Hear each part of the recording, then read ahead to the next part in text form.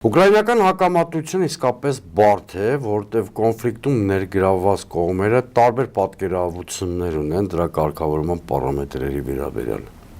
Նույնիսկ տեխնոլոգիական առումով, տեխնիկական առումով տարբեր մոտեցումներ ունեն, օրինակ եթե Կիևը ու նրա արևմտյան դաշնակիցները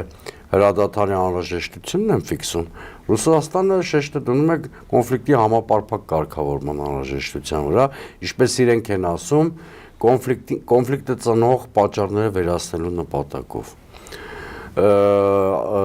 Տարբեր է նաև կողմերի պատկերացումները խաղաղության պարամետրերի մասին, ինչպես ասեցի, Ռուսաստանին պետք է չեզոք Ուկրաինա,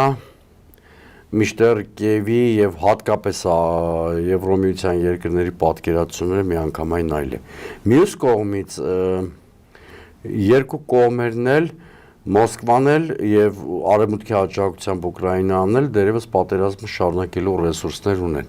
Հետևաբար դերևս չլուծված խնդիրներ ունեն։ Այս բոլորի հանրագումարը բերել է նրան, որ պատերազմի դադար մենք չենք տեսնում։ Իհարկե հույս կար, որ Հունգարիայում կհանդիպեն եւ ինչ-որ համաձայնությունների կգան, բայց ըստ ամենայնի Ռուբիո-Լավրով հեռախոսազրույցից հետո էլի արձանագրվեց, որ կողմերի պատկերացումները շատ հեռու են եւ այս պահին չեն կարող գալ ուրեմն